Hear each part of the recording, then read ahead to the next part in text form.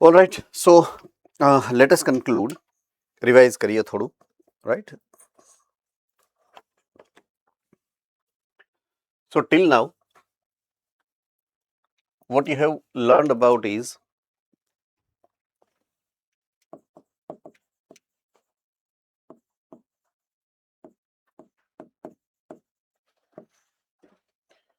endoecium, right? Has got a certain structure, specialized structure, which is generating the pollen grain.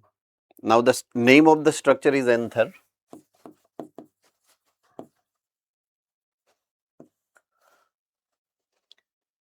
Anther is bilobed, right? Tetrathallus, and each is to be considered as microsporangium.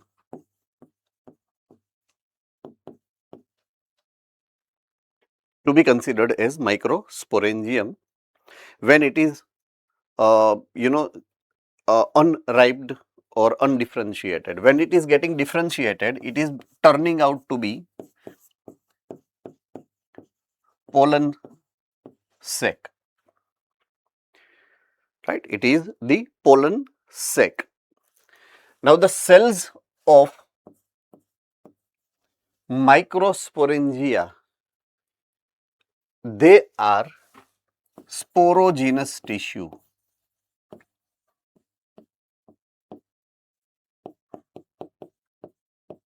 That is sporogenous cell, right?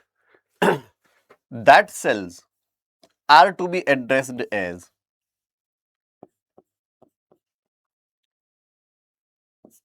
pollen mother cell or PMC, right? They are diploid by nature, and when they divide by meiosis, it produces pollen grains, which is haploid structure. Fine. So, pollen grain is to be considered as microspora. So, microspore कहूँ के pollen grain, both are similar for us. So, pollen grains are nothing but they are microspore. Now, when I am considering the production of pollen grain, कितनी pollen grain produce होती है, जितने sales यहाँ पर है, sporogenous tissue के जितने sales है, say for example they have n number like 1000 cells. So out of 1000 all the cells, 1000 out of 1000 cells will be maturing as pollen mother cell, will be meiotically divide into pollen grain. So pollen tetrad will form and that will eventually differentiate into the pollen grain. This story already we have discussed into the previous lecture. This pollen grain is to be considered as male gametophyte.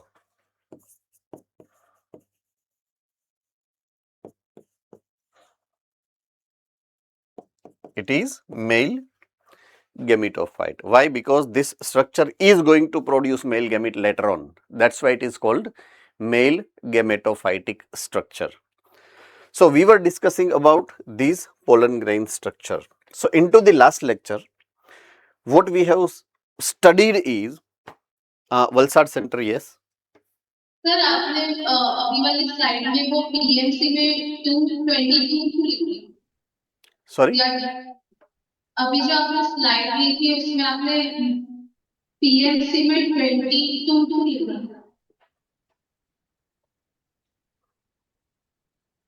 अच्छा 2n लिखना था मुझे, sorry, it is 2n.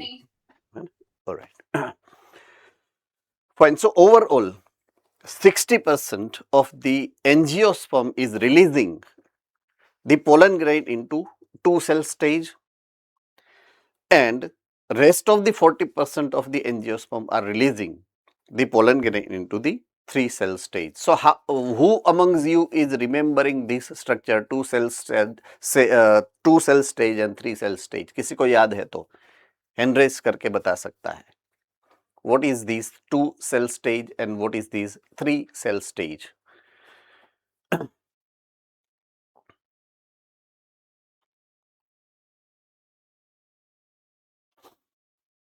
Okay, Porbandar Center. Sir, generative cell or vegetative cell. Okay, that is 2-cell stage. And what's difference or what is the advantage when it is converting into 3-cell stage? Which is this 3 stage? See, 3 cells, sorry, not stage.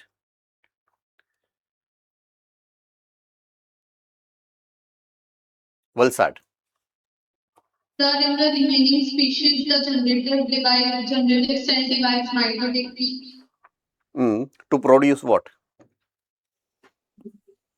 to produce 2 male gametes before pollen. Exactly. So when I am discussing about 2-cell stage, it has one generative cell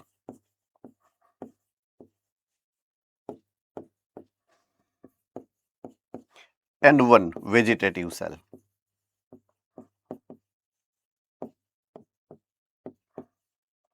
Whereas when I am discussing about 3-cell stage, they have 2 male gametes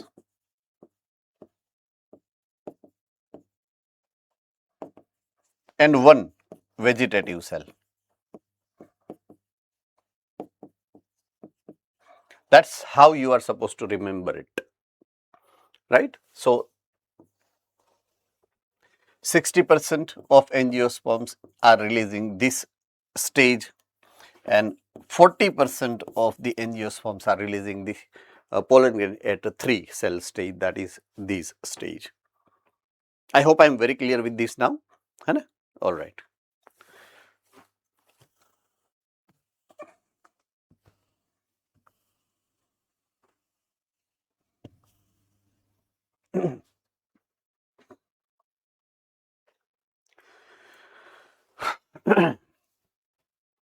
Okay. All of us have got idea that pollen grain is releasing from the anther and will be traveling. Hello. हाँ.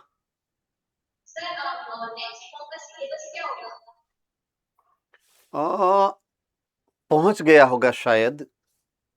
एक कोई बात नहीं, मुझे याद तो नहीं है, लेकिन 3 चैप्टर्स मैंने बोला है. I think chapter number last जो बाकी है अपना 19th वाला, वो एक है, एंड दूसरे ह्यूमन फिजियोलॉजी के ही I think so 16 and 15 16 I think, है ना. सो 15 16 एंड 19, 99% ये 3 है. 19 is confirmed.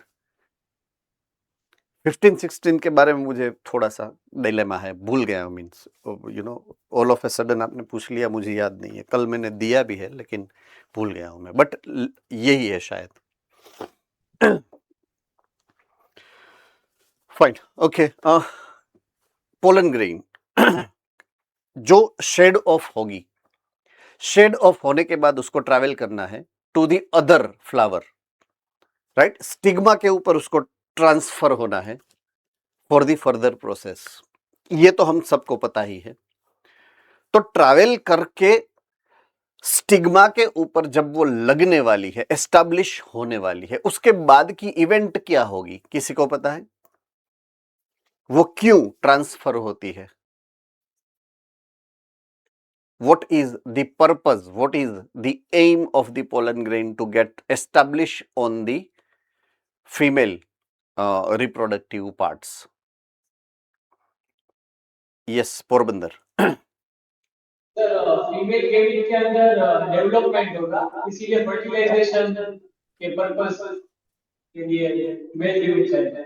Yes, so purpose is the fertilization.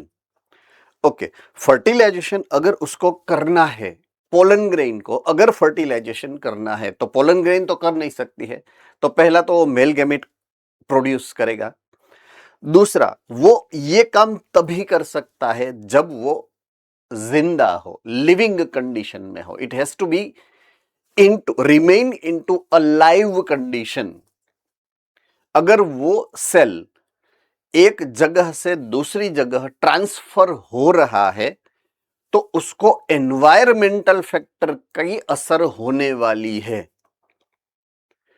Temperature है, एयर है, वाटर है, देर आर मेनी थिंग्स। से फॉर एग्जाम्पल फ्लावर है, तो फ्लावर को किसी ने खा लिया तो वो एनिमल के पेट में हो जाएगा, तो एनिमल के पेट के अंदर एसिड होगा, राइट? उसके अंदर एसिड होगा, उसके अंदर काफी सारे एंजाइम्स होंगे जो पोलन ग्रेन्स को खा सकते हैं, पचा सकते हैं, डाइजेस्ट कर सकते हैं, तोड़ फोड़ कर सकते हैं, डीनेचर कर सकते हैं। सो एनवायरमेंटल फैक्टर भी है और दूसरे एनिमल के एसिड भी है एंड एंजाइम भी है। इतनी सारी अलग अलग चीजों से उसको प्रोटेक्शन चाहिए टू गेट अलाइव। तो सबसे पहले प्रोटेक्टिव मैकेनिज्म है वो तो हमें पता ही है, उसके ऊपर स्पोरोपोलेनिन है। आई होप यू रिमेंबर, है ना? तो प्रोटेक्टिव लेयर तो हमने रख दिया है उसके ऊपर, स्पोरोपोलेनिन का बहुत ही मोटा सा मस्त second layer of the cell wall, sporopollenin. I hope you remember that. Thumbs up कर सकते हो आप। ओके अब जो सेकंड पैरामीटर है टू गेट अलाइव, तो कोई भी सेल, वर्ल्ड का कोई भी सेल, इवन अपनी बॉडी का कोई भी सेल होगा, जब वो बनता है तब उसकी एक एज फिक्स होती है। एक एग्जाम्पल आपको आया है, सर्कुलेशन, जो अपना ब्लड है, ब्लड में आरबीसी है, आरबीसी की एक लाइफ स्पान आई थी, आपको किसको याद है कितनी है वो लाइफ स्पान?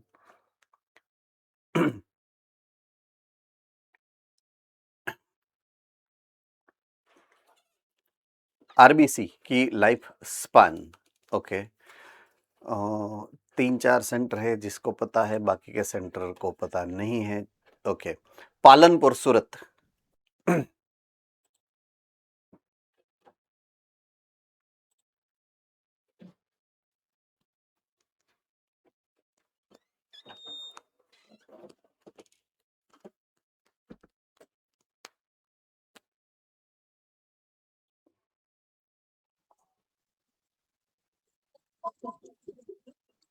जी बोलिए, अगेन बोलिए, अब सुनाई नहीं दिया।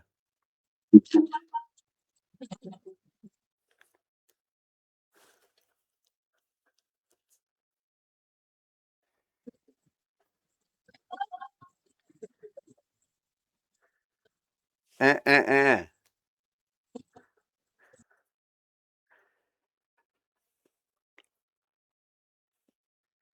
टाइपिंग का ऑप्शन होगा वहां पर, आप चैट में जाके टाइप कर सकते, you know better than me, है ना?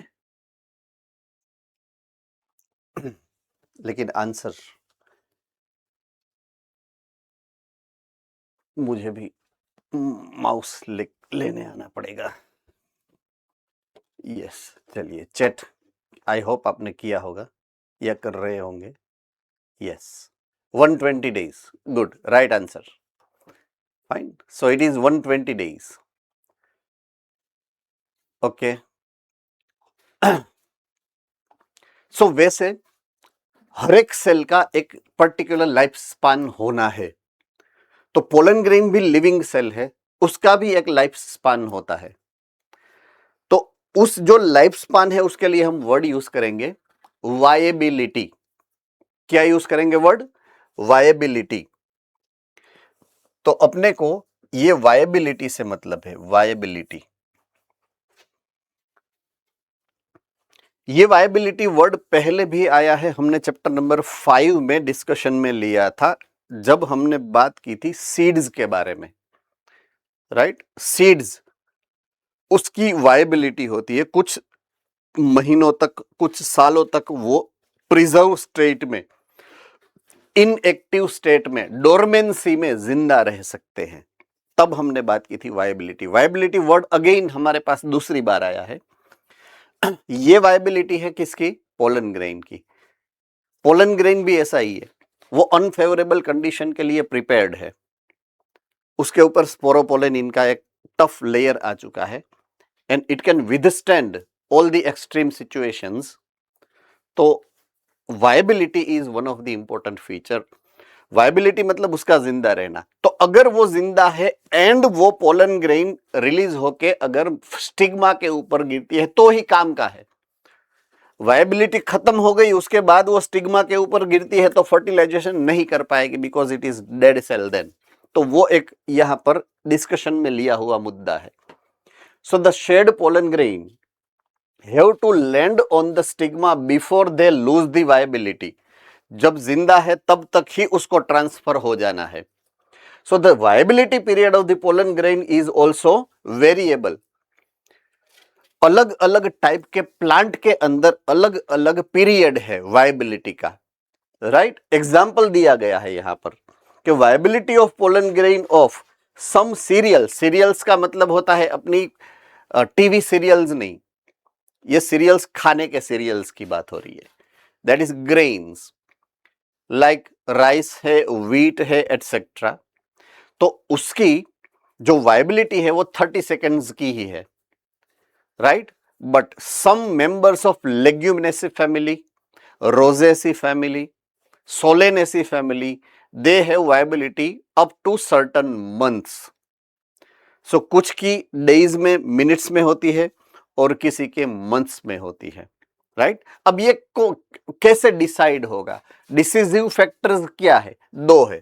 It depends upon number 1 temperature and number 2 humidity. Important है नीट के लिए, स्टार करना है, राइट। तो viability is depending on 2 factors, number 1 temperature, number 2 humidity. किसकी? पोलन ग्रेन्स की। कितनी कितनी हो सकती है? 2 एग्जाम्पल यहां पे है। किसी का 30 मिनट्स है, किसका? मोनोकॉट्स में, स्पेशली सीरियल्स का। एंड काफी में मंथ्स की हो सकती है, से फॉर एग्जाम्पल रोजेसी है, सोलेनेसी है एंड लेग्यूमिनेसी है।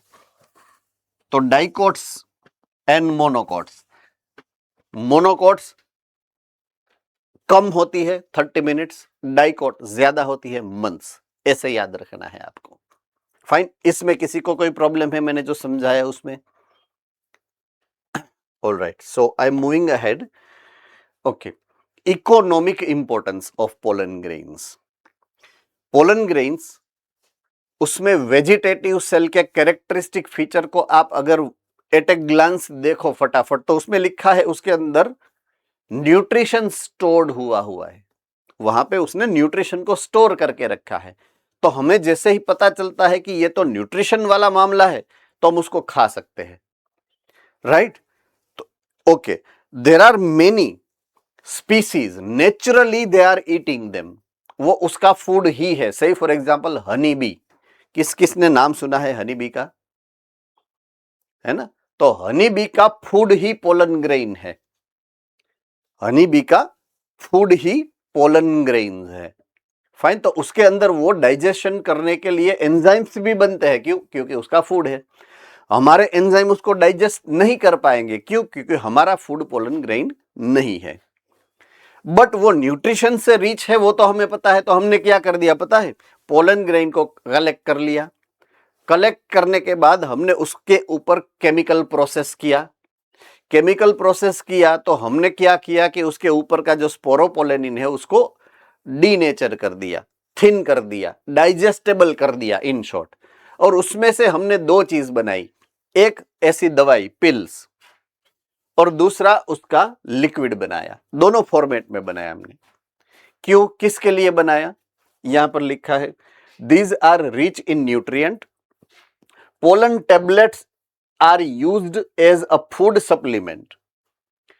Pollen tablets and syrups increases the performance of athletes and the horses which are participating in the race. तो एथलीट मतलब ह्यूमंस एंड हॉर्सेस जो दोनों रेस में पार्टिसिपेट कर रहे हैं, पार्टिसिपेंट है उसके, तो उनका परफॉर्मेंस इंक्रीज करने के लिए इनको एज ए न्यूट्रिशन के सप्लीमेंट में ये दिया जाता है। फाइन, ओके, ये फर्स्ट है। ये दूसरा, now second economic importance of the pollen grain. Okay, pollen grain is male gametophyte. अब there are 99.99.99.99.99% of the species, उसका जब सेक्सुअल रिप्रोडक्शन का जो टाइम होता है, सीजन होती है, वो फिक्स होती है, राइट? वो एक पर्टिकुलर सीजन में ही फ्लावरिंग करते हैं। तो ऑलमोस्ट हर एक स्पीसीज के प्लांट में फ्लावरिंग जो होने वाली है, वो फ्लावरिंग एक पर्टिकुलर सीजन में ही होती है। But point to be noted, आपने एक वर्ड सुना होगा हाइब्रिडाइजेशन। किसने किसने सुना है hybridization word? All right, pay attention here now. Hybridization है ना, वो एक्सपेरिमेंट्स है। एक्सपेरिमेंट करते कौन है? साइंटिस्ट लोग, या तो एग्रीकल्चर में जो भी रिसर्च कर रहे हैं वो लोग। तो वो तो हर रोज ये काम करते हैं, थ्रू आउट द ईयर ये काम करते हैं, लेकिन फ्लावरिंग की सीजन में ही उसको फ्लावर मिलेंगे। फ्लावरिंग की सीजन में ही उसको एंथर में या तो स्टिग्मा में राइपन, या तो मेल गैमेट या तो फीमेल गैमेट मिलने के चांसेस है। तो through out the year use अगर हमको करना है, राइट, तो हमें अगर केरी को थ्रू आउट द ईयर खाना है, मैंगो को, तो हम करते क्या है? मैंगो को ले लेते हैं, पीस कर देते हैं, राइट, और उसका अथाना बनाकर खा सकते हैं through out the year. Pickles जो आप खाते हो ना, दोनों टाइप का हो सकता है, जिसको जो अच्छा लगे। किसी को खाटा अच्छा लगता है, किसी को मीठा अच्छा लगता है, जिसको जो अच्छा लगता है वो बना सकता है। एम आई करेक्ट और नॉट? तो वो टेक्निक क्या है पता है? प्रिजर्वेशन की टेक्निक बोलते हैं उसको। क्या बोलते हैं? वो प्रिजर्वेशन है। तो वैसे हम जब फ्लावरिंग की सीजन आती है, तब पोलन ग्रेन को, या तो जैसे पोलन ग्रेन है मेल गैमेटोफाइट है, वैसे फीमेल गैमेटोफाइट भी है, दोनों को कलेक्ट करके हम प्रिजर्व कर सकते हैं। क्या कर सकते हैं? प्रिजर्व कर सकते हैं। तो प्रिजर्व करने की एक टेक्निक है। अगर मुझे कोई भी लिविंग सेल्स को प्रिजर्व करना है, तो यूजुअली मोस्ट प्रोमिनेंटली यूजिंग जो टेक्निक है, वो टेक्निक है क्रायो प्रिजर्वेशन। क्या बोलेंगे हम उसको? Cryo preservation. लिक्विड नाइट्रोजन में -196 डिग्री सेल्सियस में उसको डाल दो, वो पूरा फ्रोजन स्टेट में चला जाता है सेल, राइट, और जिंदा रहेगा, इनएक्टिव हो जाएगा। क्या हो जाएगा? इनएक्टिव हो जाएगा। फिर से अगर वही सेल को आप नॉर्मल टेम्परेचर के ऊपर लाओगे, तो फिर से वो जैसा था वैसा बन जाएगा, नॉर्मल टेम्परेचर के ऊपर। So this is the technique. हम पोलन ग्रेन को प्रिजर्व करके रखते हैं। क्यों रखते हैं भैया? For the sake of experiments of hybridization. तो ये उसका सेकंड नंबर का इंपॉर्टेंट जो है इकोनॉमिकल इंपॉर्टेंस है। So they are stored for years, right, into the liquid nitrogen that is at -196 degree Celsius. They are used later on for the experiments, जब भी जरूरत होगी हाइब्रिडाइजेशन के ब्रीडिंग प्रोग्राम के लिए, राइट। एंड लास्ट थर्ड जो इसका economical importance है, वो अच्छा नहीं है, बुरा है, right. They are responsible for creation of the allergy. They are allergic substance for, not for all, for some person. Allergy सबको नहीं होती है, एलर्जी किसी किसी को हो सकती है, राइट। दूसरा, सभी पोलन ग्रेन एलर्जी नहीं क्रिएट करती है। कुछ स्पीसीज ऐसी होती है जिसकी पोलन ग्रेन्स जो होती है वो एलर्जी क्रिएट कर सकती है। उसमें एक एग्जाम्पल यहां शेयर किया है कि pollen grains of some species, right, specially यहां पे सम स्पीसीज एग्जाम्पल है पार्थेनियम, जिसका दूसरा नाम है carrot grass, right, they are allergic for some people. Now वो आया कहां से? तो वो इंपोर्ट हुआ है। We are importing many things. पहले के जमाने में व्हीट, गेहूं, व्हीट जो होता है वो यहाँ पे नहीं उगता, अपना वो क्रॉप नहीं है। व्हीट जो है वो अपना क्रॉप नहीं है, वो हमने बाहर से सीखा है। तो पहले के जमाने में क्या होता था, जब अंग्रेज थे, when Britishers were ruling, at that time we were importing the wheat, और जब हमने इंपोर्ट किया तो उसके साथ ये कैरट ग्रास की जो स्पीसीज है वो भी as a part of impurity उसके साथ आई। तो उसको यहां पे फाव गया, वो परमानेंट सेट हो गई यहाँ पे इंडिया के अंदर, स्प्रेड हो गई पार्थेनियम, राइट। तो अब वो हमारी स्पीसीज नहीं है, तो नेचुरली हम अगर उसके पोलन ग्रेन हमारी रेस्पिरेटरी ट्रैक में जाते हैं तो वो फॉरेन सब्सटेंस कहलाते हैं। So some people could not be able to recognise them and accept them. अगर एक्सेप्ट नहीं करते हैं तो वो एक रिएक्शन करते हैं जिसको हम बोलते हैं एलर्जी, राइट। आपने रेस्पिरेशन वाला जो चैप्टर था आपका, आई थिंक 15 था ना, चैप्टर नंबर 15, राइट। तो उसके अंदर एट द लास्ट एबनॉर्मालिटीज थी, रेस्पिरेटरी एबनॉर्मालिटीज, जिसके अंदर 2-3 नाम थे। से फॉर एग्जांपल एस्थेमा, से फॉर एग्जांपल ब्रोंकाइटिस, याद आ गया? ये सब हो सकता है। देखिए, leads to chronic respiratory disease like asthma and bronchitis, उसके लिए ये रिस्पॉन्सिबल हो सकती है। तो ये 2 पॉजिटिव है, एक नेगेटिव पॉइंट ऑफ व्यू है जो हमने शेयर किया है with economic importance of the pollen grains. तो that's the story of the Androecium now. We are finishing the story of Androecium and we are going to discuss now about the Gynoecium, right? Second point of discussion for us.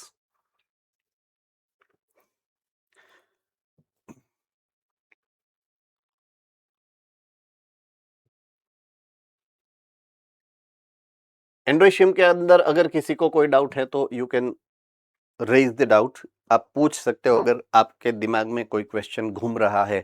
If you want to ask anything, you can ask. All right. Now we are coming on discussion number 2, that is Gynoecium. Fine. Okay. Before I start discussing these, again मैं एक थोड़ा सा जो hierarchy अपनी है, hierarchy मतलब जो level हमने डिस्कशन में लिए है मेल गेमेटोफाइट में, राइट, मेल रिप्रोडक्टिव सिस्टम के अंदर, उसको डिस्कशन करते हैं वंस मोर.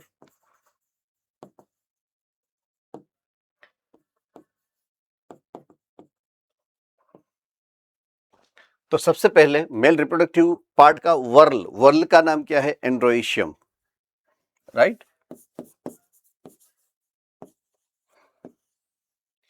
उसके अंदर जहां पर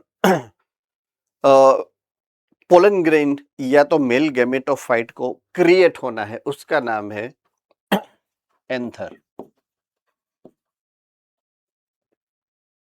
राइट. एंथर एंड फिलामेंट, ये पूरा जो एक कंपोनेंट है, उस कंपोनेंट को हम क्या बोलते हैं?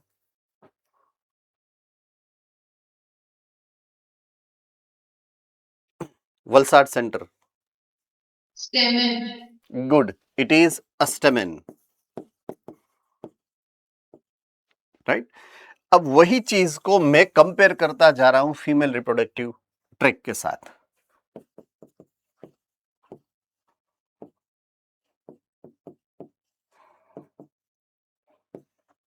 उसके वॉल का नाम होगा गाइनेशियम एंड उसका जो यूनिट है उसका नाम होगा pistil.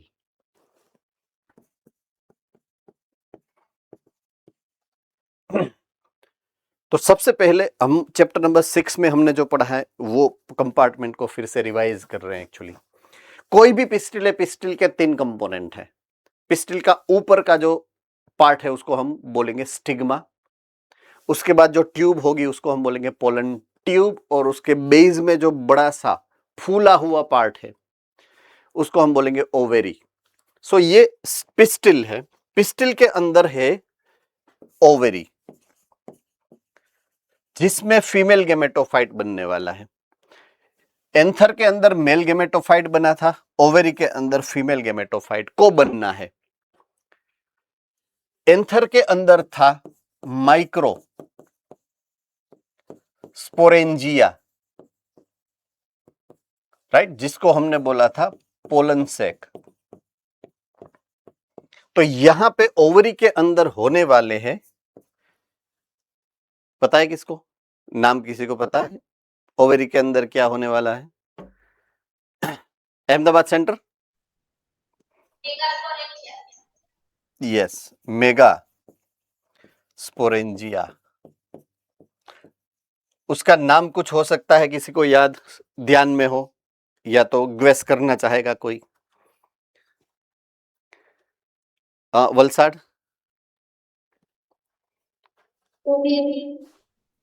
yes, it is the ovule, right? Ovule, यहां माइक्रोस्पोरेंजिया के अंदर बनेगा पोलन ग्रेन, और यहां पे बनने वाला है XYZ। किसी को पता है क्या बनने वाला है ओव्यूल्स के अंदर?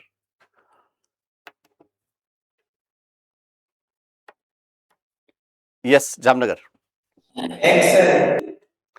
एग सेल जिसके अंदर होता है उस स्ट्रक्चर को क्या बोलते हैं?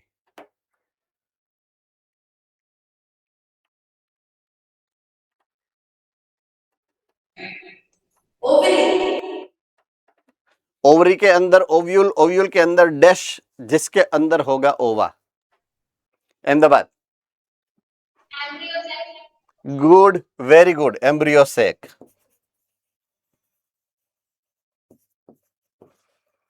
Right, embryo sac. Pollen grain बनाने वाला है मेल गैमीट्स,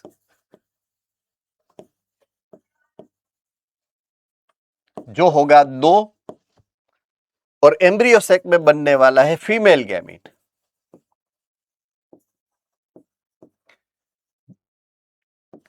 जो होगा ओनली 1।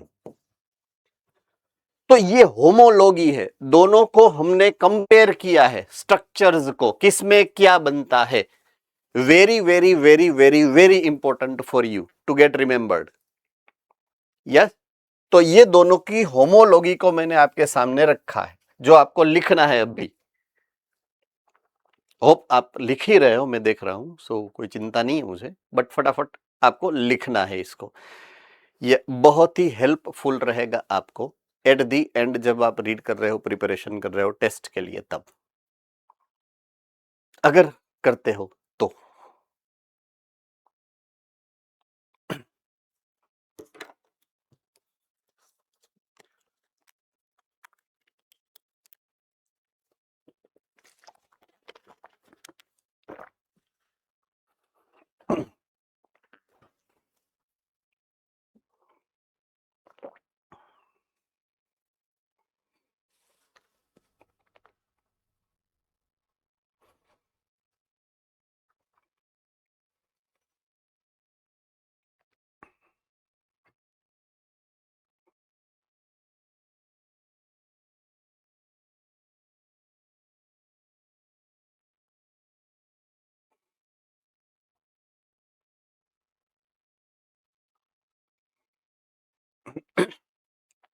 चलिए, I hope you are ready now.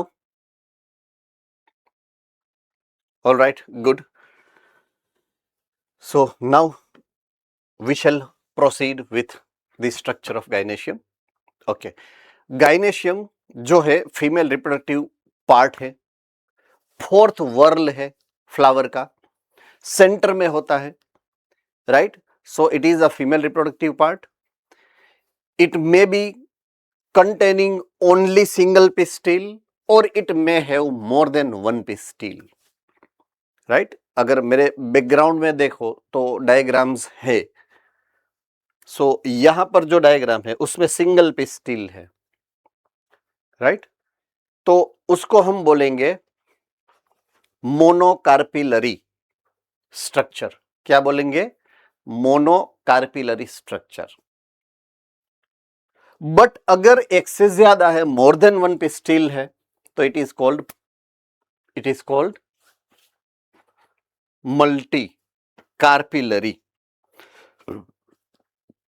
सो ये सिंगल का एग्जाम्पल है और ये दोनों मल्टी के एग्जाम्पल है। सो सिंगल पिस्टिल है, यहां पर मोर देन वन पिस्टिल है। तो अगर मैं बात करूं कोई भी मोनोकॉर्पिलरी पिस्टिल की, तो वो पिस्टिल के ऑन द टॉप है स्टिग्मा। क्या है? स्टिग्मा। ये रहा, ये जो ट्यूब दिख रही है दैट इज अ स्टाइल, और उसके बेस में यहां पर है वो है ओवेरी। सो ये तीन उसके मेजर कंपोनेंट है। सो स्टिग्मा, स्टाइल, ओवेरी। ये डायग्राम आपकी बुक में है, देखिए, कंपेयर कीजिए, थम्स अप कीजिए ताकि मुझे पता चले आपने देख लिया। All right, good. अब ये डायग्राम दोनों है, ये मल्टी कार्पेलरी की है। जहां पे आपको अगर कंपेयर करो दोनों डायग्राम को तो क्लियर कट दिख रहा है, यहां पे जितने भी पिस्टिल है वो एक दूसरे के साथ ज्वाइंट है और ये सब इंडिपेंडेंट है।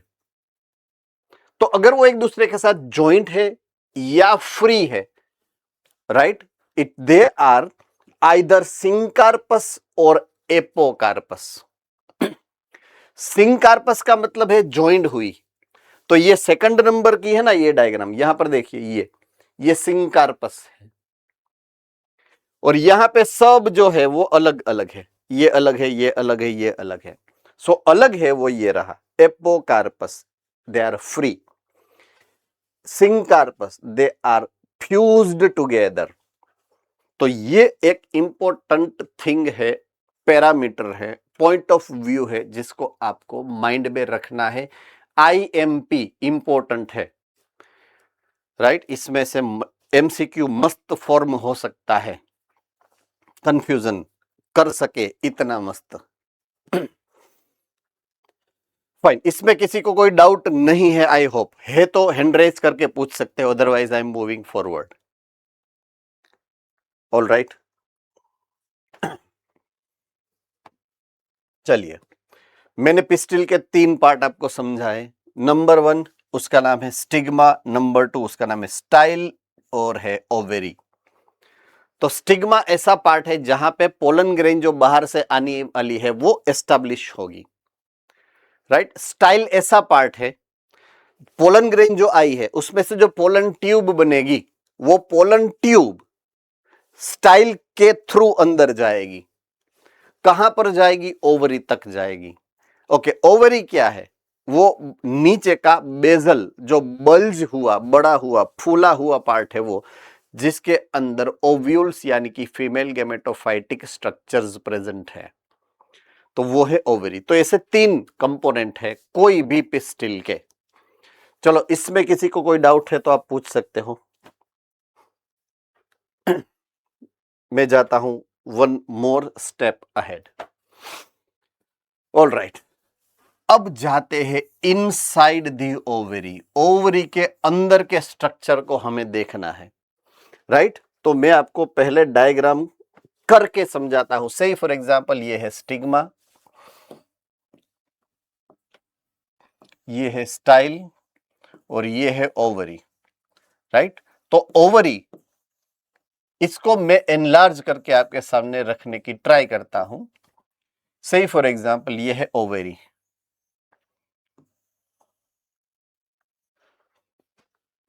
तो ओवरी की जो इनर वॉल है, राइट, वो इसके अंदर ये पूरा खाली स्पेस है, राइट। उसके अंदर पूरा ये स्पेस है, राइट। उसमें एक स्पेशल वॉल बनेगी, वॉल।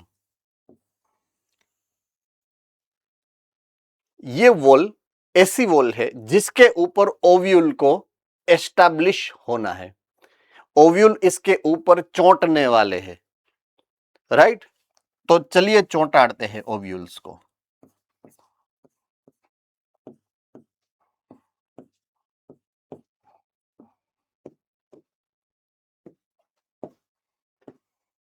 ये ओव्यूल्स है,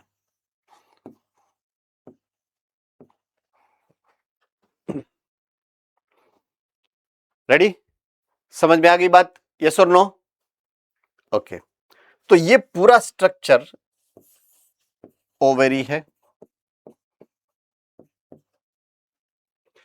ये पिस्टिल है एक, ये पिस्टिल है दो, यानी कि ये बाइकार्पिलरी है। दो पिस्टिल दिख रहे हैं मुझे, बाइकार्पिलरी है ये, राइट? ये जो सरफेस है जिसके ऊपर मैंने ये ओव्यूल्स को चिपकाया है, उसके लिए एक पर्टिकुलर नाम है, किसको याद है?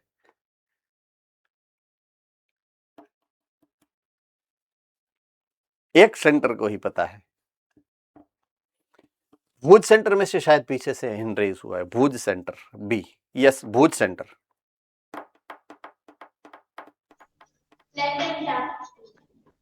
Placenta, good.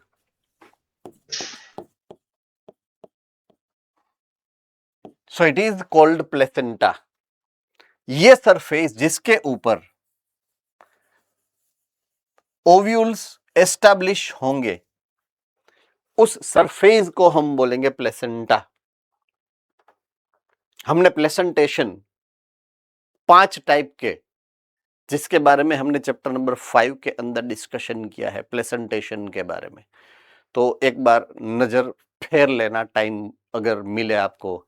आपका वैसे शेड्यूल बिजी होता है, वो मुझे थोड़ा अंदाज है, पर फिर भी एक छोटी सी नजर फेरना जरूरी है ना? ये है ओव्यूल,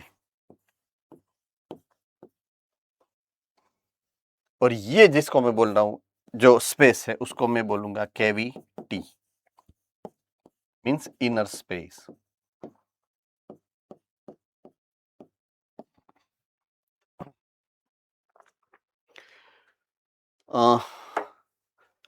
तो यहां तक जो है, that is the overall structure inside which whatsoever internal structure you find inside the ovary, I mean ovary के अंदर का जो स्ट्रक्चर है वो कुछ ऐसा, जितना हमको चाहिए उतना, इतना जरूरी है। यहाँ पे ये स्ट्रक्चर के बारे में आपको पता होना चाहिए, प्लेसेंटा के बारे में पता होना चाहिए, ओव्यूल के बारे में पता होना चाहिए। Fine, okay. So inside the ovary, उसमें होता है ovarian cavity. Ovarian cavity, cavity जो मैंने आपको बताया, जिसको बोलते हैं locule, right? In which placenta is also located. तो पूरा जो कैविटी था, कैविटी को हमने बोला है लोक्यूल, और उसके बीच में मैंने बनाया था प्लेसेंटा। प्लेसेंटा वॉल पे भी हो सकता है, बीच में जैसे मैंने बताया वैसे भी हो सकता है, वो डिपेंडिंग ऑन डिफरेंट स्पीसीज अलग अलग हो सकते हैं placentation, right? Okay, now next point of discussion. Okay, arising from the placenta are the ovules. उसमें से ओव्यूल अराइज होते हैं। ओव्यूल्स को मैंने जो आगे भी लिखा था और यहां पर भी जो दिया गया है, उसका नाम है मेगास्पोरेंजिया, राइट? क्या है वो? Megasporangia. The number of ovules in an ovary, एक भी हो सकती है, एक से ज्यादा भी हो सकती है। तो एक एग्जाम्पल है व्हीट, पैडी, मैंगो, जिसमें सिंगल ओव्यूल होता है, जिसका सीड अगर आप खोलो, फ्रूट खोलो, फ्रूट में से सीड निकलेगा, सीड को खोलो तो उसमें से एक ही ओव्यूल निकलता है। तो उसको हम बोलेंगे सिंगल, ये रहा 1।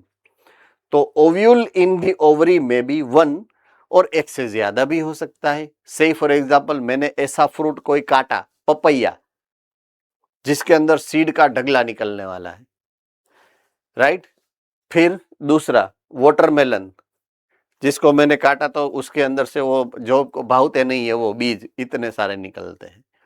वाटरमेलन खाना बहुत पसंद होता है, उसके बीच में जो बीज आते हैं ना, वो पसंद नहीं होते हैं यूजुअली, राइट?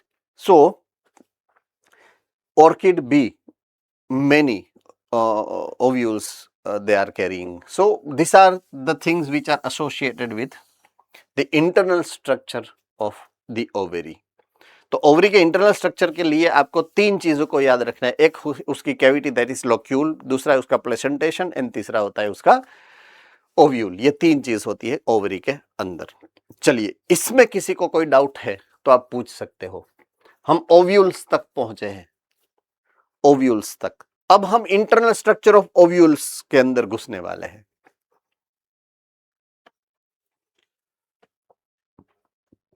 ये रहा स्ट्रक्चर ऑफ मेगास्पोरेंजिया और ओव्यूल, राइट।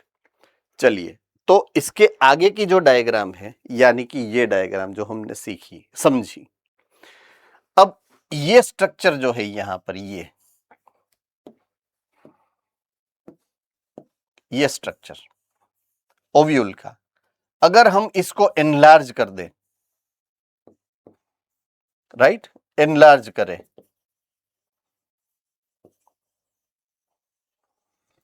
तो कुछ ऐसा स्ट्रक्चर हमें मिल सकता है।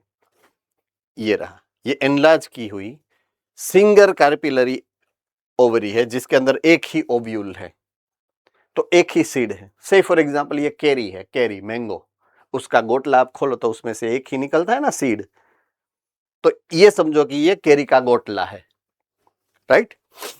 ओके, ये ओव्यूल है। ये ओव्यूल का ऐसा पार्ट है ये जिसने उसको इस ओवरी के साथ जोड़ के रखा है, राइट। मतलब ये पार्ट, ये यहां का पार्ट, राइट। तो इसको क्या किया है मैंने, अलग करके ऐसा करके ऐसे मोड़ के खड़ा कर दिया है यहां पर। तो यही पार्ट है जिसको मैंने यहां पे एनलार्ज करके आपके सामने रखा है, राइट। तो ये ऊपर का पार्ट है, ये जो जुड़ा हुआ है ये सरफेस के साथ। Thums up. ओके, जो ऊपर का पार्ट था, जो यहां पे देखिए मैंने जो किया है, उसको मैं जो बोलूंगा वो बोलूंगा फ्यूनिकल। आपके पास डायग्राम है, उस डायग्राम को कंपेयर करते जाना है और समझते जाना है। मिला आपको फ्यूनिकल, राइट। ओके, अब मैं उसको वहीं पे रहने देता हूं और मैं आता हूं अब यहां पर, राइट, यहां पर आता हूं। अब मैं सेंटर में से चालू करने वाला हूं। स्ट्रक्चर समझना, सेंटर का जो ये बीज है, बीज, ये स्ट्रक्चर, ये, राइट, इसको हम बोलेंगे एम्ब्रियोसैक। ये रहा, देखिए। चलिए, मिला सबको एम्ब्रियोसैक, रेडी। एम्ब्रियोसैक मिल गया सबको, थम्स अप करो फटाफट। चलिए देखो और करो, ऐसे नहीं हो कि हाल आपने बोला थम्स अप दो बार, ऐसा नहीं। आपको देखना है, बाद में मुझे करना है कि हमने देख लिया है। टेक्स्ट बुक की, आपकी जो बुक की डायग्राम आपके पास है वो। ओके, अब एम्ब्रियोसैक के अराउंड जितनी भी टिश्यू है, उसके अराउंड जो भी टिश्यू है, राइट, उसको हम बोलेंगे न्यूसेलस। देखो तो मिला आपको वो वर्ड न्यूसेलस, राइट। तो न्यूसेलस का रीजन में आपको एक कलर में हाईलाइट करके दे रहा हूं ताकि आपको पता चले कि एक्चुअल में न्यूसेलस होता कहां पर है, राइट। तो न्यूसेलस होगा यहां पर, देखिए ये न्यूसेलर रीजन है ये। तो ये न्यूसेलस है, ये जो मैंने कर रहा हूं अभी कलर, ये न्यूसेलर टिश्यू है। तो सेंटर में क्या है, एम्ब्रियोसैक, उसके अराउंड का लेयर क्या है, न्यूसेलर टिश्यू का। रेडी। ओके, न्यूसेलर टिश्यू है ना, उसके सामने आपको एरो करना है, एरो। मैं समझाता हूं आपको क्या करना है वो, राइट। जो यहां पे होगा न्यूसेलस ऐसा लिखा हुआ, मिल गया आपको, मिल गया। ओके, उसके सामने आपको एरो करना है, पेंसिल से मस्त लिखना है। मैं जो यहां पे लिख रहा हूं वर्ड, वो इट इज स्पोरो जीनस टिश्यू,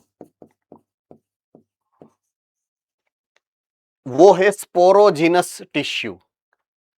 मैं आपको नीट के बारे में इंपॉर्टेंट कंपैरिजन समझा रहा हूं, नीट का ही आप पढ़ रहे हो ऐसा समझ लेना।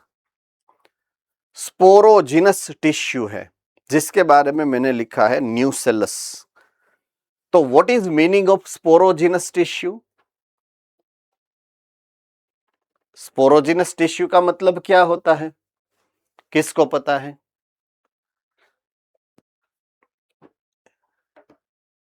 एक सेंटर पोरबंदर है जिसको पता है, बाकी किसी सेंटर को याद नहीं है स्पोरोजिनस टिश्यू क्या होता है। ओके, अहमदाबाद सेंटर को भी पता है, 2 सेंटर।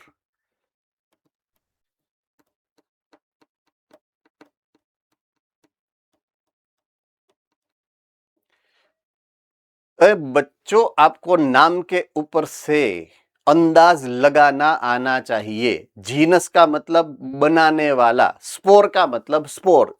जो टिश्यू स्पोर बनाने वाली है उसको हम स्पोरोजिनस टिश्यू बोलते हैं। ओके, अब ये क्वेश्चन नंबर 2 में आ रहा हूं मैं कि ये वर्ड कहां पे आया था अर्लियर स्टेज में। इसके पहले ये वर्ड हमने कहां पे यूज किया था, स्पोरोजिनस टिश्यू?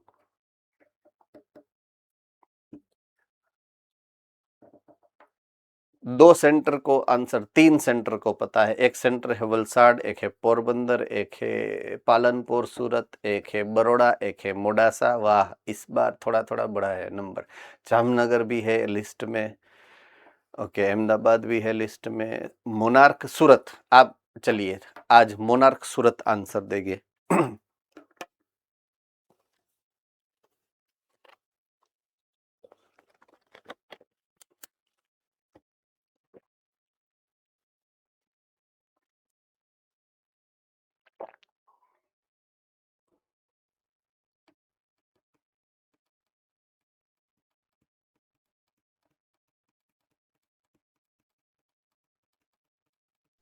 सर यस बेटा, सर वो ब्रायोफाइट में होता है। ब्रायोफाइट। Okay fine, good. चलो पोरबंदर बताइए। Structure of microsporangium. Faridi, Structure of microsporangium. Structure of microsporangium. Yes, anther के अंदर, माइक्रोस्पोरेंजियम के अंदर जो टिश्यू थी उसका नाम था स्पोरोजिनस टिश्यू। अभी इसके पहले के जो पॉइंट ऑफ व्यू को हमने डिस्कशन किया उसी में ये वर्ड आया था। फाइन, तो वहां पे जो माइक्रोस्पोरेंजिया था उसके लिए हमने प्लेन माइक्रोस्पोरेंजियम वर्ड ही यूज किया है, बट यहां पे जो माइक्रोस्पोरेंजिया है, राइट, ये मेगास्पोरेंजिया है, माइक्रोस्पोरेंजिया नहीं है। यहां पर जो मेगास्पोरेंजिया है उसकी जो स्पोरोजिनस टिश्यू है उसको मैंने एक नाम दिया है जिसका नाम है न्यूसेलस, राइट, उसका नाम है न्यूसेलस। तो ये 2 कंपार्टमेंट आपके लिए इंपॉर्टेंट है with the respect of internal structure of ovule. Nucellus और न्यूसेलस के बीच में सिंगल एक एम्ब्रियो सैक, राइट। अब वो न्यूसेलस को, ये न्यूसेलस है, ये पूरा न्यूसेलस है, तो न्यूसेलस को कवर करने के लिए यहां पर ये 1 और ये 2, there are double layered structure. ये बाहर का है और ये अंदर का है, ये 2 लेयर है उसके ऊपर। किसके ऊपर? न्यूसेलर टिश्यू के ऊपर डबल लेयर का कवरिंग है, राइट। यहां पे उन दोनों का नाम दिया है, आपको ढूंढना। न्यूसेलस के ऊपर देखिए, inner integument and outer integument. मिल गया आपको नंबर?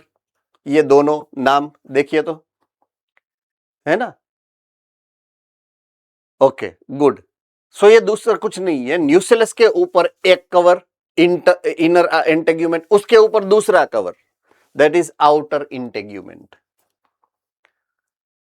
ये खत्म हो गया। ओव्यूल इतना है, बट ओव्यूल को जोड़ना पड़ेगा। जोड़ने के लिए कौन मदद करेगा? हाइलम। हाइलम एक बाजू है ऊपर, नीचे ओव्यूल है, दोनों का ज्वाइंट होना है, कहीं पर ज्वाइंट होता है दोनों, एक कॉर्नर बनेगा।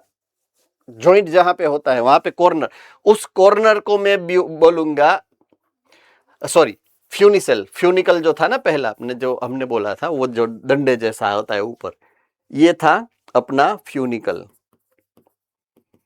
Right, funicle.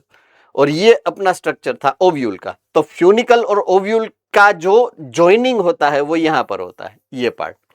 तो यहां पे एक खांचा बनेगा, यहां पर एक खांचा बनेगा, वो खांचे को हम बोलते हैं आइलम। ये रहा आपका फाइलम, यहां पे दिया गया है।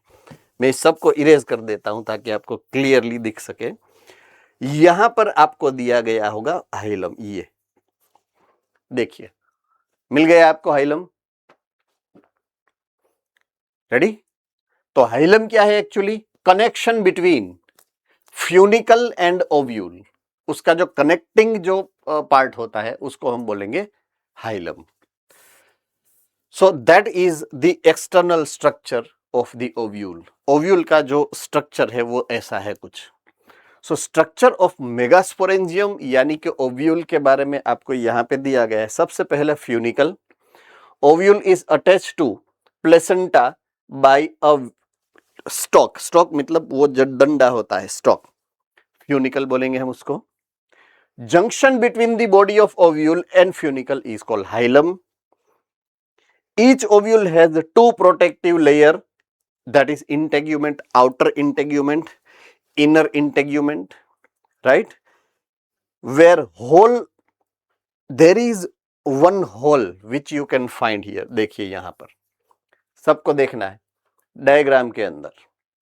जो दोनों इंटेग्यूमेंट है ना, एक जगह पर एक दूसरे के साथ टच नहीं होते हैं, छोटा सा होल रह जाता है। देख लिया आपने? वो होल जो होता है वहां पर इंटेग्यूमेंट एब्सेंट है, इसको बोलेंगे हम माइक्रोपाइल। क्या बोलेंगे? माइक्रोपाइल। माइक्रो मतलब छोटा सा, पाइल मतलब होल। सो होल एक रह जाता है, वहां पे वो कवर नहीं होता है ओव्यूल इंटेग्यूमेंट से। सो इंटेग्यूमेंट सब जगह पे होता है except at tip where a small opening और micropyle is present. Now opposite of micropyle end, यहां पे माइक्रोपाइल है तो उसके एग्जैक्ट यहां पे ऑपोजिट ये जो पार्ट होता है इसको हम बोलेंगे चेलेजा। क्या बोलेंगे? चेलेजा। तो ये चेलेजल पोल हो गया और ये पोल हो गया, वो हो गया माइक्रोपाइलर पोल। जहां पे माइक्रोपाइल है वहां पे माइक्रोपाइलर एंड यानी कि पोल, पोलर रीजन होता है ना, नॉर्थ पोल साउथ पोल। ऐसे यहां पे दो पोल है, एक चेलेजर पोल है जो नीचे है, एक माइक्रोपाइलर पोल है जो ऊपर माइक्रोपाइल की तरफ है।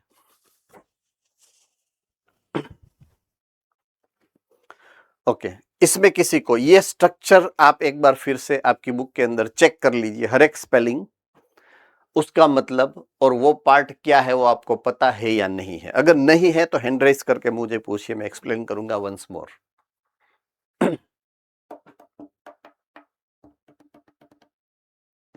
Yes, Porbandar centre. सर ये जो चेलेजल पोल है वो तो अपर साइड होगा ना, क्योंकि ये तो इन्वर्टेड है। You are right.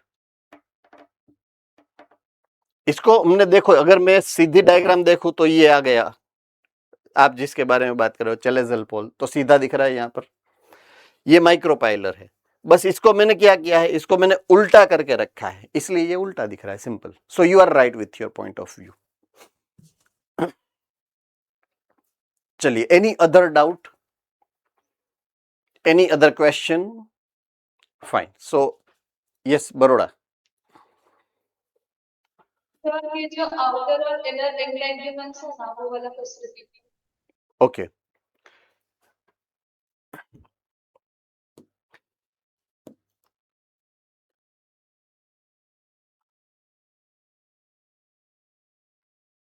ये सेंट्रलाइज पार्ट है ओव्यूल्स का।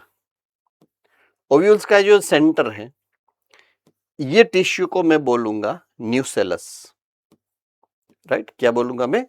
न्यूसेलस। न्यूसेलस के जो सेल्स होते हैं न्यूसेलस के सेल जो होते हैं वो न्यूट्रिशन से रिच होते हैं। माइंड इट, याद रखिएगा। आई रिपीट, न्यूसेलस के जो सेल्स होते हैं वो न्यूट्रिएंट से रिच होते हैं। तो उसको खाने के लिए इंसेक्ट या दूसरे कोई भी ऑर्गेनिज्म आएंगे, तो उसको प्रोटेक्ट करने के लिए उसने क्या किया पता है? उसके अराउंड दो प्रोटेक्टिव लेयर लगा दिए। ये जो प्रोटेक्टिव लेयर लगा दिए, उसको प्रोटेक्ट करने के लिए, even for extreme weather condition, environmental condition, जो एक्सट्रीम कंडीशन होती है उससे उसको प्रोटेक्ट करने के लिए ये ही लेयर काम आते हैं। तो ये डबल प्रोटेक्शन करता है, not only from organism but also from environmental factor, उसको प्रोटेक्ट करेगा। तो एक नहीं, ऐसे डबल लेयर लग गए, उन डबल लेयर को हम बोलेंगे इंटेग्यूमेंट। तो ये एक्चुअल में भले ही आपको ये ऐसे इतना ही, एक्चुअल में ये लेयर पूरा ऐसे कवर करता है, यहां पर ऐसे, ये लेयर यहां से शुरू होता है और ऐसे कवर करता है, ये पूरा ऐसे, ये ऐसा होता है लाइक दिस ऐसे। तो ये एक लेयर है ये,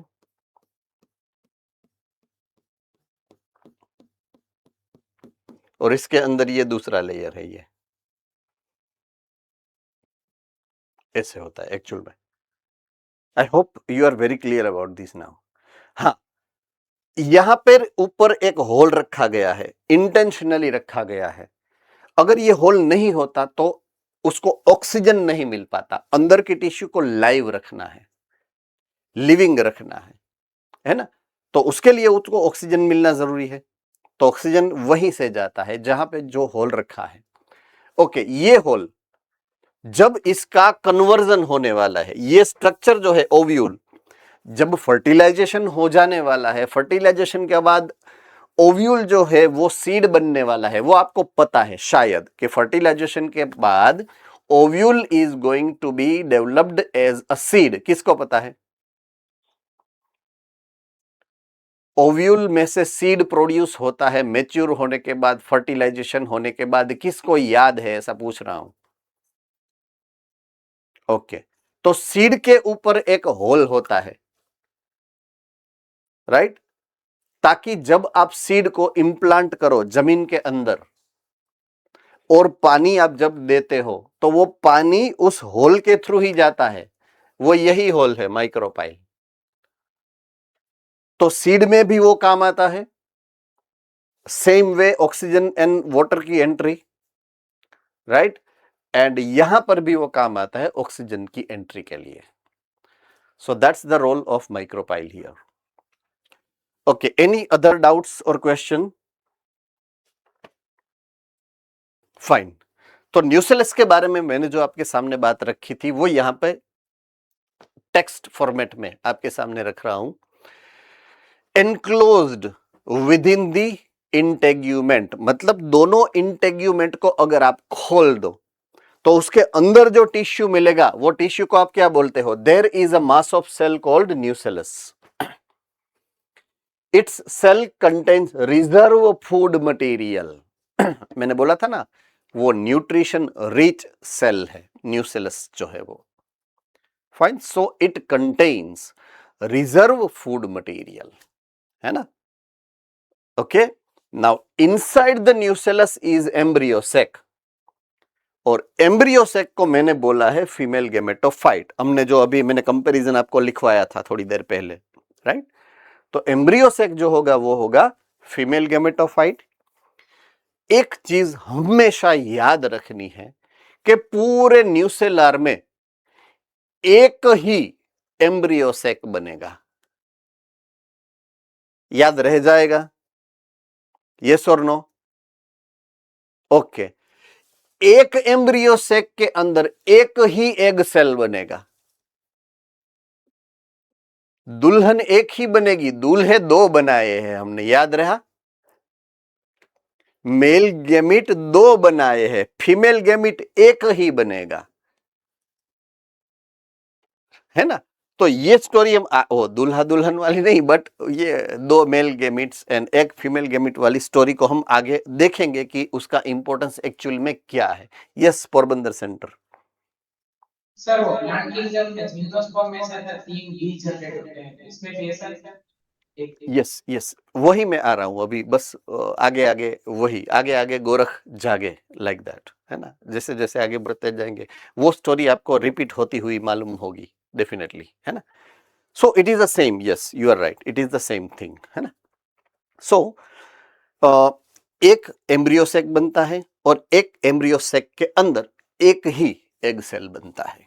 it is homologous structure of gymnosperm, जो अभी पोरबंदर सेंटर में से जो कंपैरिजन समझ में आपको समझाया वो, है ना। तो वो एक चीज आपको याद रखनी। Ovule generally has a single embryo sac formed from a megaspore। अब जो ये सिंगल लाइन यहां पे लिखी है वो मैं आपको डिटेल में समझाने वाला हूं, बहुत ही इंपॉर्टेंट है, और आई एम 100% श्योर कि उसमें से आपका नीट का 4 मार्क का क्वेश्चन आएगा। तो आपको कैसे सुनना है, कैसे समझना है, वो आपके ऊपर है ना।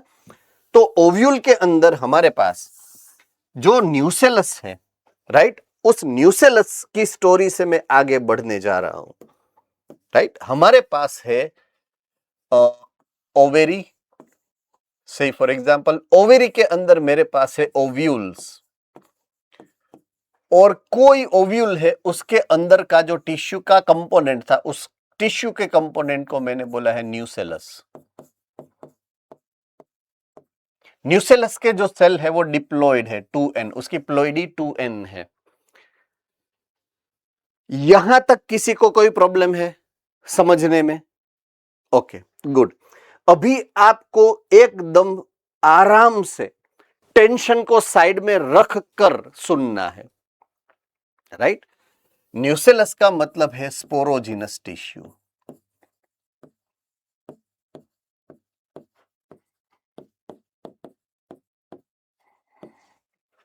अब जब स्पोरोजिनस टिश्यू हम मेल गैमेटोजेनेसिस के ड्यूरिंग जब डिस्कशन कर रहे थे, तब उसमें लिखा था जितने सेल्स है स्पोरोजिनस टिश्यू के, सब सेल कन्वर्ट हो जाते हैं माइक्रोस्पोर मदर सेल में।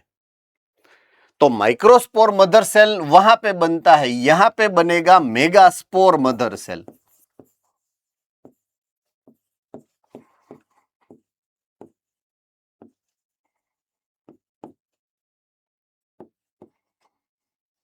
चलिए, ये स्टेप में किसी को कोई प्रॉब्लम है? नहीं है, गुड।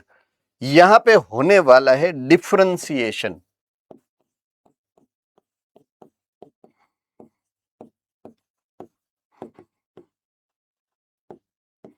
ये हुआ है डिफरेंशिएशन।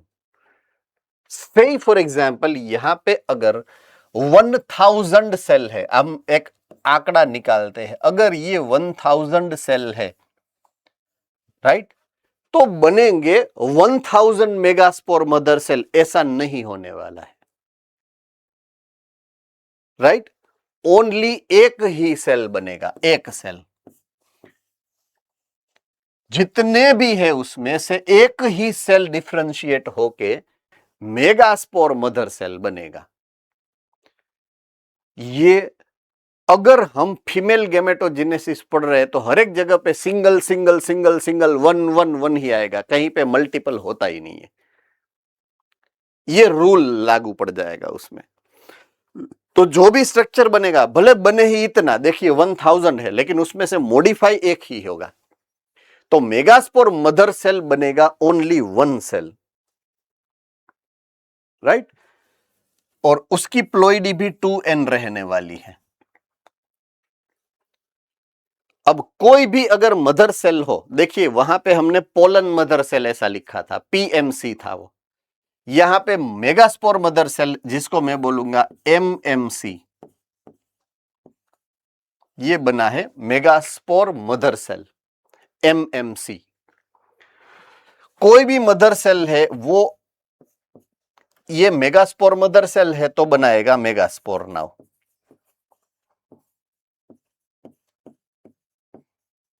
राइट, मेगास्पोर बनाएगा। माइक्रोस्पोर मदर सेल है तो वो माइक्रोस्पोर बनाएगा, मेगास्पोर मदर सेल है तो मेगास्पोर बनाएगा। अब ये एक स्पेशल सेल डिवीजन से बनता है, वो सेल डिवीजन है मियोसिस। ऑलवेज याद रख लेना है, जहां पे मदर सेल होगा, मदर सेल ऑलवेज मियोसिस ही करता है।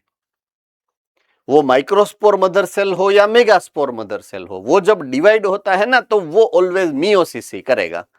और मियोसिस होता है तो कितने सेल जनरेट होते हैं? 4। तो यहां पे आंकड़ा आएगा 4। अब ये भी एक प्रॉब्लम, क्योंकि हमारे पास तो एक रूल है कि कोई भी होगा ये हेप्लॉइड हो जाएगा, क्योंकि मियोसिस है ना। तो ये स्पोर बनेगी ना, वो हेप्लॉइड स्ट्रक्चर बन जाएगी, सिंगल, है ना। ओके, अब नियम हमारे पास है, कोई भी सेल 4 नहीं चाहिए हमको, एक ही चाहिए, सिंगल। Understand, right. तो 3 को मुझे क्या करना पड़ेगा? डीजेनरेट करना पड़ेगा। 3 को मुझे क्या करना पड़ेगा? डीजेनरेट करना पड़ेगा। तो चलिए, हमारे पास दूसरा धंधा भी क्या है, वही करने वाले हैं, है ना। सो यहां पर हम देखेंगे कि 3 sales means megaspore,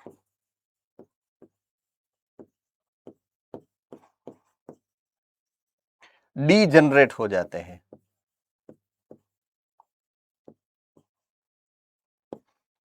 and only एक ही रहता है,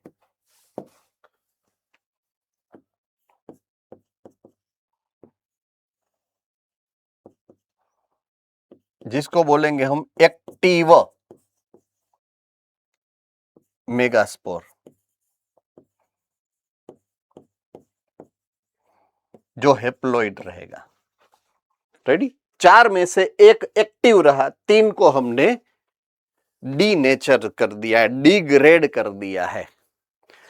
ये पूरा स्टेप आपको समझ में आ गया है क्लियरली, यस और नो? रेडी? चलिए हम अब टेक्स्ट बुक यानी कि रेफरेंस बुक में आते हैं, जो आपके पास है, राइट। ये हो गया ना, राइट, ओके। चलिए, हम जो इवेंट अभी पढ़ रहे हैं, जिस इवेंट के बारे में बात कर रहे हैं, वो इवेंट को अब हम बोलेंगे मेगा स्पोरोजिनेसिस। मींस आपने जो चार्ट लिखा ना अभी, उस चार्ट का हेडिंग है मेगा स्पोरोजिनेसिस। क्या हेडिंग है? मेगा स्पोरोजिनेसिस। किस चार्ट का? जो मैंने आपको अभी लिखवाया ये। तो इसको आपको कुछ हेडिंग तो देना पड़ेगा ना। ये है मेगा स्पोरोजिनेसिस, है ना। ओके, क्या होता है इसके अंदर? तो यहां पे आपके सामने जो डायग्राम का सेट रखा है पूरा, जो आपकी बुक में भी है, राइट। तो ये है आपका ओव्यूल। ओव्यूल के अंदर है यहां पर बीच में न्यूसेलस। पूरे न्यूसेलस में एक ही सेल न्यूसेलस के अंदर डिफरेंशिएट होकर मदर सेल बनता है, जिसको हम बोलेंगे मेगास्पोर मदर सेल। तो 1 2 3 ये डायग्राम में ये पहली फर्स्ट डायग्राम है, वहां पर आपको आना है। मिली? उसका जो सेंट्रल सेल है यहां पर, सेंट्रल सेल, राइट, उसको लिखा है यहां पर, देखिए मेगास्पोर मदर सेल। मिला? उसके सराउंडिंग में जो सेल्स है उसमें लिखा है न्यूसेलस। मिला? तो पूरे न्यूसेलस में एक ही सेल मेगास्पोर मदर सेल बनने वाला है। वो ये डायग्राम आपको समझा रही है। अब आगे जाके वो मदर सेल है तो डेफिनेटली मियोसिस प्रोसेस में से पास होगी।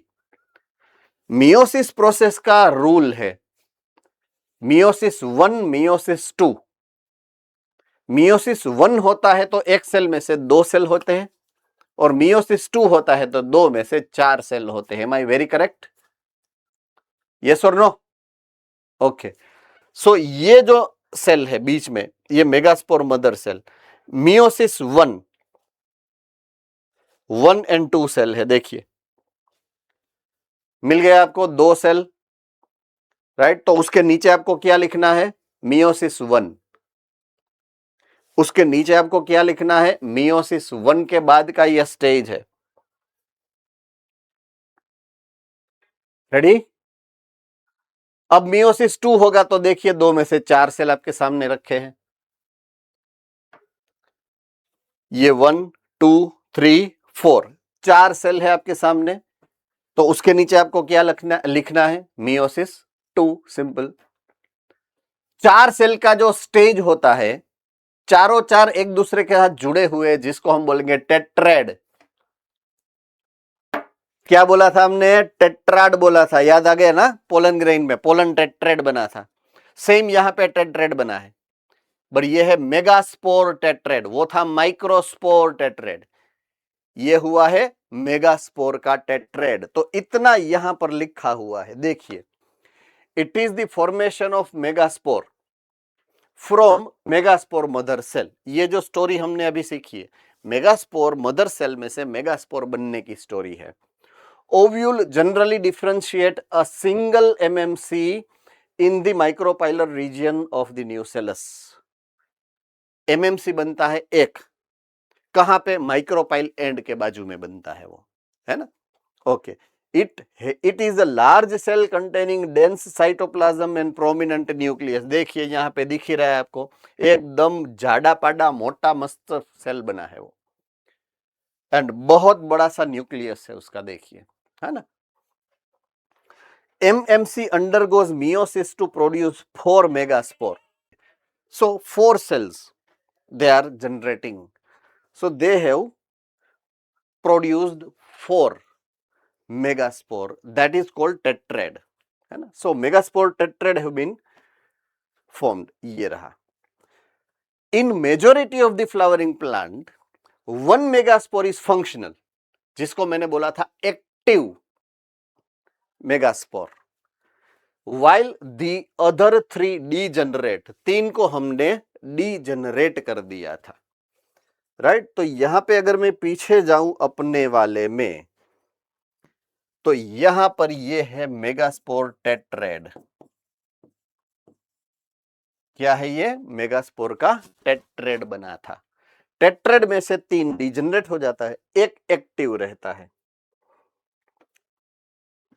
नाउ द फंक्शनल मेगास्पोर यानी कि active megaspore develops into female gametophyte, उसका डेवलपमेंट होना है।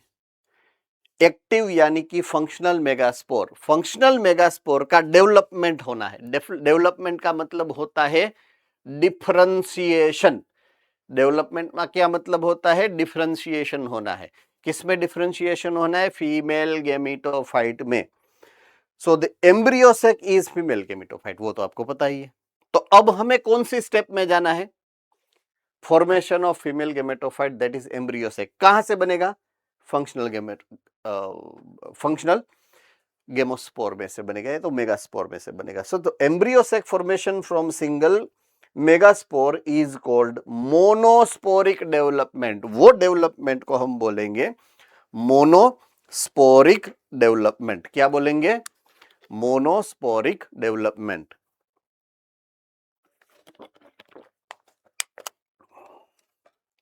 Okay, why monosporic? एक स्पोर ही डेवलप होता है इसलिए, राइट? अगर मैं माइक्रोस्पोर की बात करूं तो वो पॉलीस्पोरिक है। क्यों? 4 स्पोर डेवलप होते हैं। पॉलीस्पोरिक, ये सिंगल है, मोनोस्पोरिक। पॉलीस्पोरिक दिया नहीं है, बट पूछ सकते हैं, क्यों?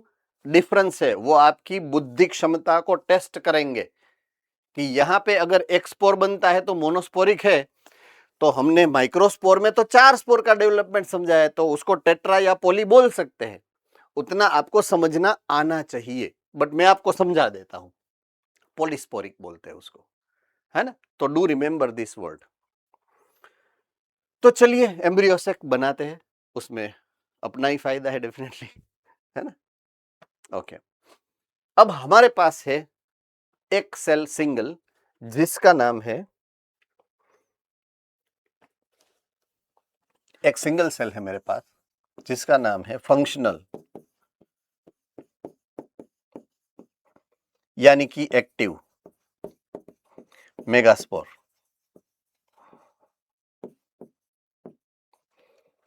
क्या है? एक्टिव यानी कि फंक्शनल मेगास्पोर। अगर मुझे उसमें से एम्ब्रियोसेक बनाना है, राइट, एम्ब्रियोसेक मुझे अगर उसमें से बनाना है,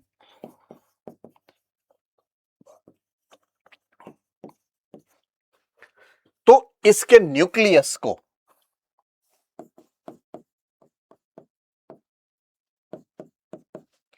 थ्री टाइम्स माइटोसिस करना पड़ेगा। 3 टाइम्स उसको माइटोसिस करना पड़ेगा। कितनी टाइम? 3 टाइम। चलिए करवाते हैं, अपने पास टाइम ही टाइम है। ये फर्स्ट टाइम, तो ये न्यूक्लियस को, यानी कि एक में से 2 न्यूक्लियस होंगे। ये फर्स्ट माइटोसिस हुआ, फर्स्ट डिवीजन। अब करेगा ये दूसरा डिवीजन, तो ये दोनों डिवाइड होंगे। ये भी डिवाइड हुआ, ये भी डिवाइड हुआ, ये हुआ सेकंड डिवीजन। अब हुआ थर्ड डिवीजन, तो ये दोनों टोटल 4 न्यूक्लियस है, चारों के चारों डिवाइड होंगे। 1 2 3 4 5 6 7 8, टोटल 8 सेल बने। कितने सेल बने? 8 सेल। ये हुआ अपना थर्ड डिवीजन।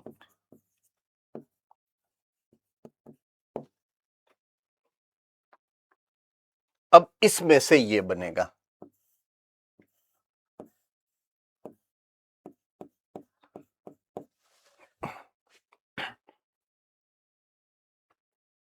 रेडी? अब ये जो बना, ये हुआ 8 न्यूक्लिएटेड सेल, ये बना 4 न्यूक्लिएटेड सेल, और ये बना 2 न्यूक्लिएटेड सेल।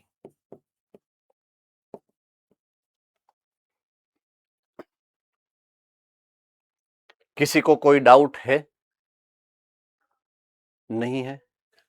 गुड, नहीं भी होना चाहिए, डाउट होने जैसा कुछ है भी नहीं इसमें, है ना? ओके, चलो अब हम आते हैं यहां पर। जो 8 न्यूक्लियस है, वो न्यूक्लियस अब रीअरेंज होंगे।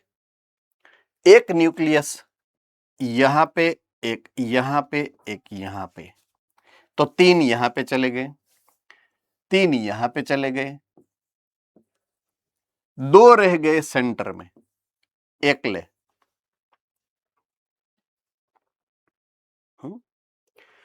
तो दोनों पोलर रीजियन में जो 3 न्यूक्लियस चले गए, उन्होंने अपनी दुनिया खुद की बसा ली अलग। इनके ऊपर एक सेल बन गया, cell membrane and cell wall. यहां पे एक सेल मेम्ब्रेन, एक सेल वॉल बन गया, यहां पे एक सेल मेम्ब्रेन, एक सेल वॉल हो गया, लाइक दिस। सेम स्टोरी हुई यहां पर। ये एक सेल बना सेपरेट, ये एक सेल बना सेपरेट, ये एक सेल बना सेपरेट। तो 3 सेल ऊपर की तरफ है, 3 सेल नीचे की तरफ है। ये तो था ही ये एक सेल। तो यहां की जो सिचुएशन है एम्ब्रियोसेक की, 8 न्यूक्लिएटेड एंड 7 सेल्ड स्ट्रक्चर है वो, 7 सेल्ड स्ट्रक्चर है वो। क्यों? ये एक सेल खुद गब्बर, दूसरा, तीसरा, चौथा, 5 6 और 7 सेल टोटल बने हैं, है ना? तो अगर मैं पोलन ग्रेन की साथ कंपेयर करूं इसकी, तो पोलन ग्रेन में क्या था? सेल के अंदर सेल एक ही था। यहां पे सेल के अंदर 6 सेल है, उतना फर्क है। वहां पे एक बड़ा सेल के अंदर एक छोटा सेल था। वेजिटेटिव सेल के अंदर वो जर्म सेल था, एक ही था ना, जनरेटिव सेल। यहां पे देखो, ये बड़ा सा सेल है जिसको हम बोलेंगे एम्ब्रियोसेक, उसके अंदर 6 सेल बने हैं, राइट? तो ये बड़ा सा जो सेल है उसका नाम है सेंट्रल सेल।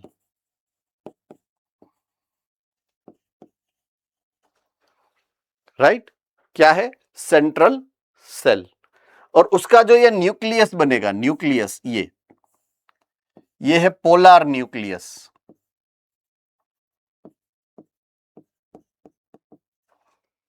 पोलर न्यूक्लियस है वो। राइट, इतना समझ में आ गया? यस और नो? ओके, अब ऊपर के 3 सेल, ये इसको हम बोलेंगे एंटीपोडल सेल। राइट, क्या बोलेंगे हम? Antipodal cell.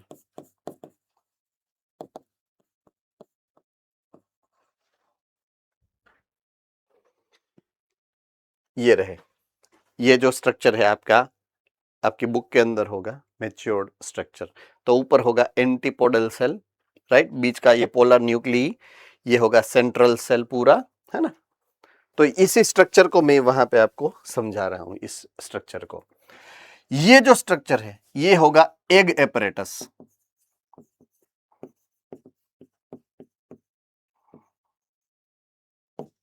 ये नीचे का जो 3 सेल का बंच है उसको हम बोलेंगे एग एपरेटस। क्या बोलेंगे? एग एपरेटस, जिसमें ये सेंट्रल जो सेल है, सेंटर का सेल, ये सेल वो है ओवम। और उसके आजू बाजू में जो उसकी बहनपणी है दोनों की, ओवम तो फीमेल गेमिट है, तो वो तो दुल्हन है, तो उसकी अणुवर भी होंगी ना, तो 2 अणुवर है उसकी, है ना। तो ये कन्या की 2 अणुवर है, एक्सेसरी सेल बोलेंगे हम उसको।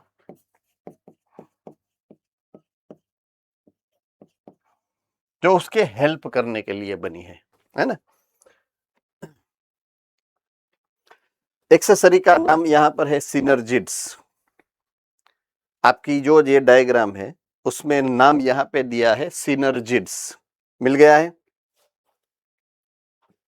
मिला ना?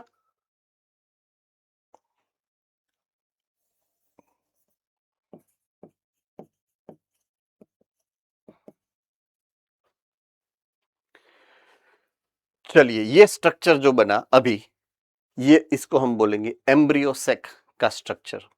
एम्ब्रियोसेक स्ट्रक्चर जो है उसको हम फीमेल गेमेटोफाइट इसलिए बोलते हैं कि फीमेल गेमिट ओवम उसके अंदर प्रोड्यूस होता है, इसलिए। राइट, तो ओवम यानी कि फीमेल रिप्रोडक्टिव सेल जो बना, जागो मोहन प्यारे जागो, है ना। तो फीमेल जो गेमिट जो है ओवम, वो यहाँ पे बनेगा, इसलिए इसको फीमेल गेमिटोफाइट बोलते हैं। चलो, इसमें किसी को कोई डाउट, कोई प्रॉब्लम? पक्का? रेडी? ओके। सो ये पूरी स्टोरी थी फॉर्मेशन ऑफ फीमेल गेमेटोफाइट यानी कि फॉर्मेशन ऑफ एम्ब्रियोसेक की।